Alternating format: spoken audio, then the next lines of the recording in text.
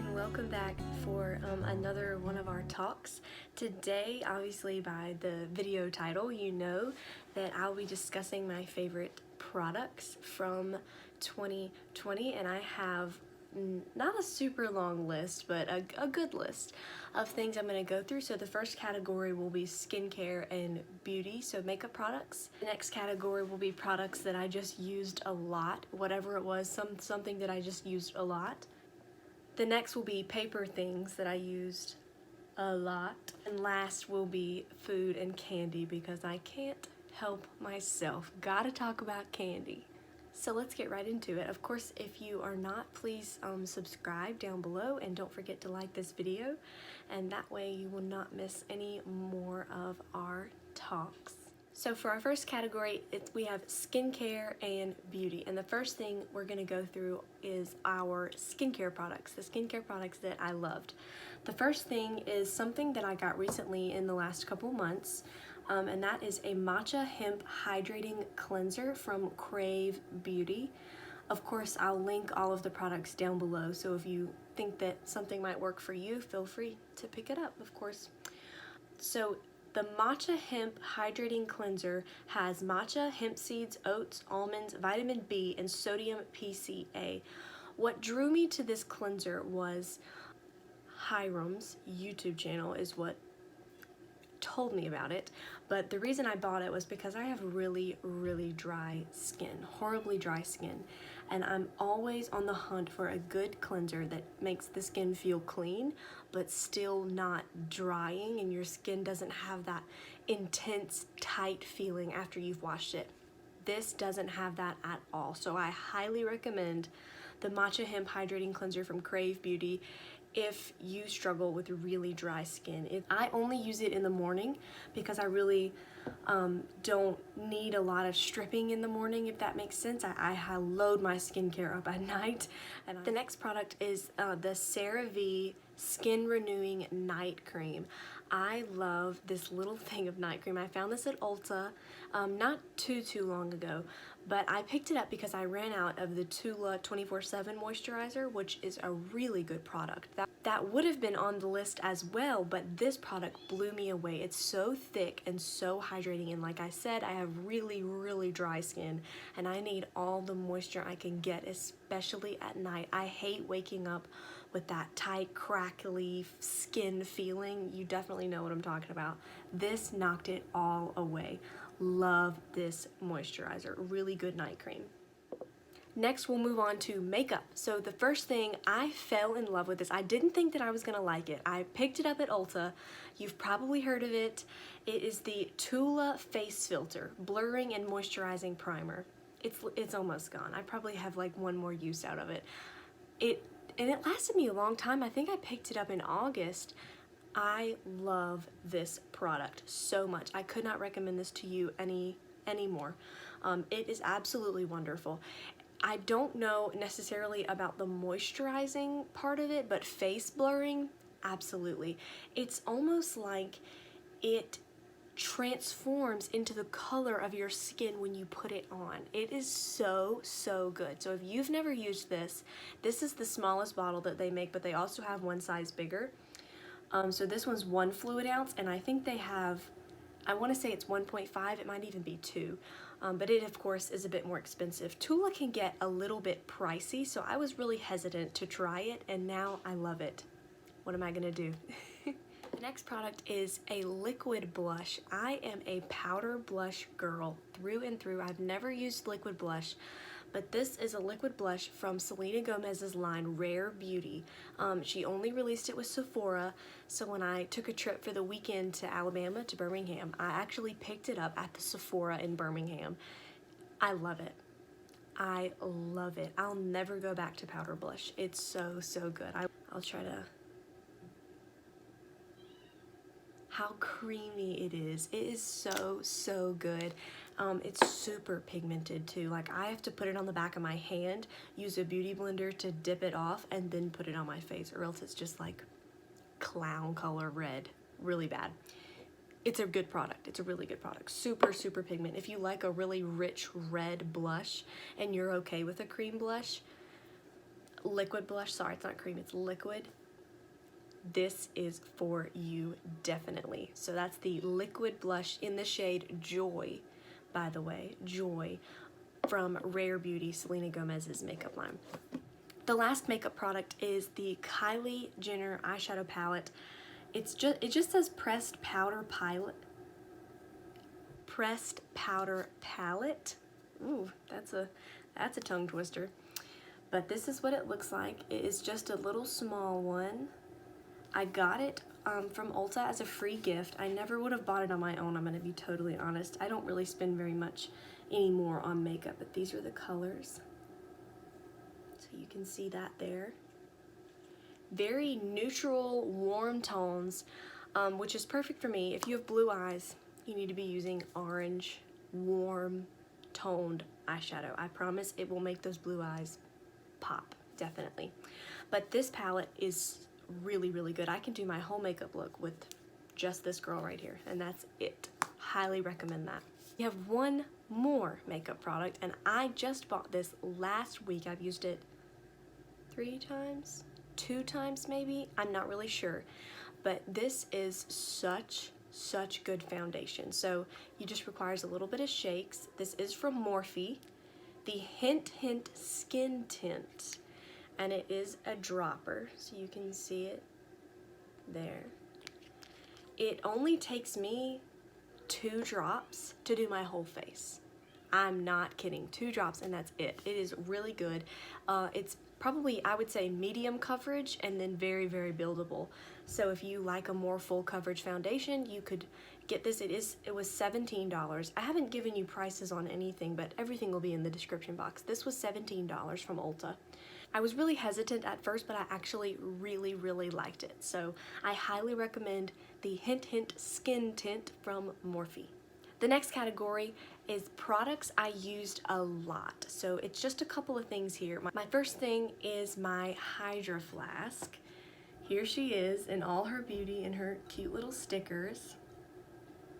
What I love about the Hydroflask is that it keeps ice for over 24 hours, 100%. If I leave ice in it overnight, it's still there. It's so awesome. I sleep with it by my bed every night. I take it with me everywhere I go. This is the reason that I drink any water at all. I would definitely recommend picking up a Hydroflask or even just a knockoff, something insulated that can keep ice, especially if you like cold water. I don't need cold water, but I do like it.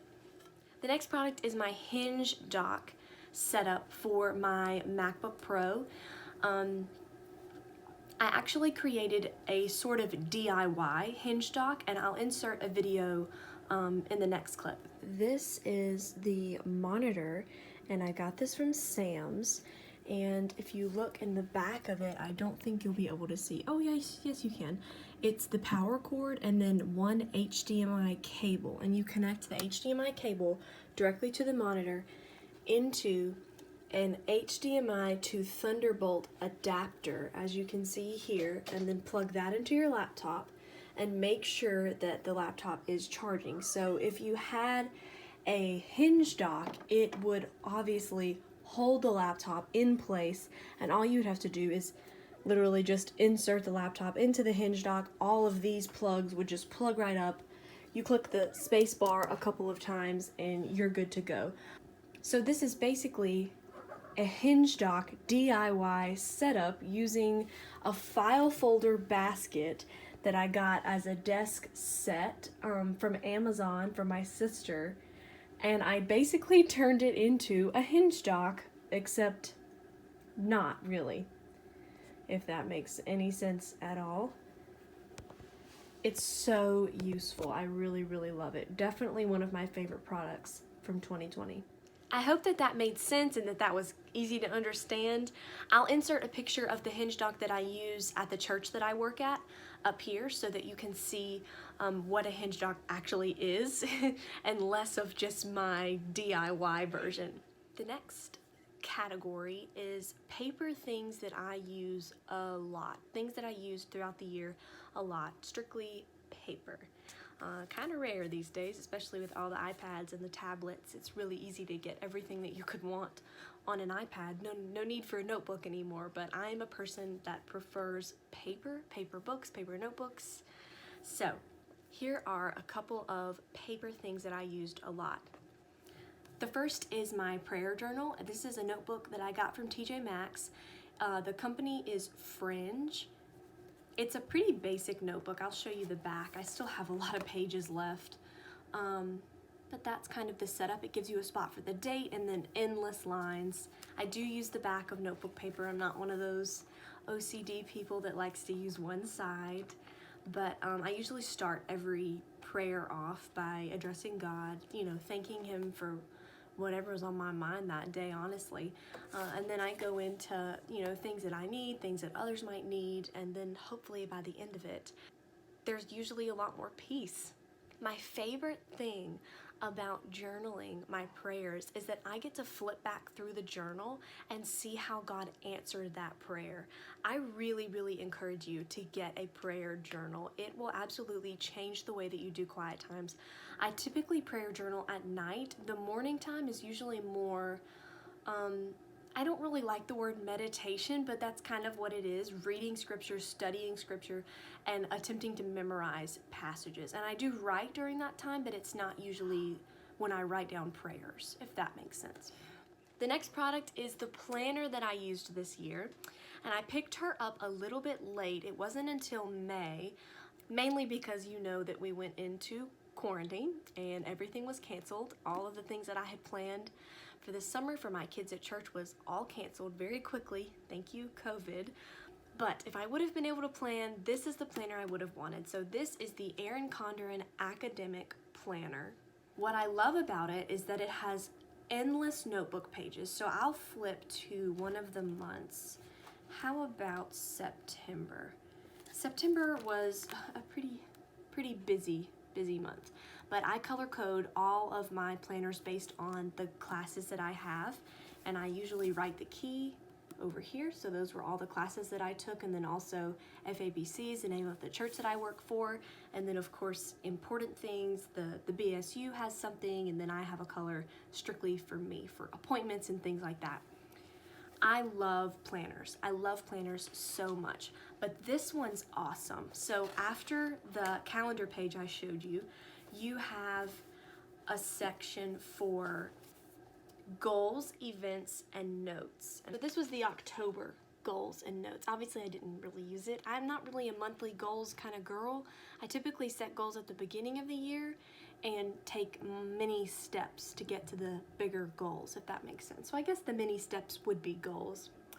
Events, obviously not many October events. Once again, COVID kind of crushed a lot of our ministry on my college campus as well. So a lot of what would have been in here isn't in here this year. And then of course notes. The next page is the best part. So this is projects and exams. If you're a student, you need this. You need to be able to organize projects, exams, when things are due, what you made on it in the end, whether or not it's been completed, important dates to remember, the details of it, what class it's for.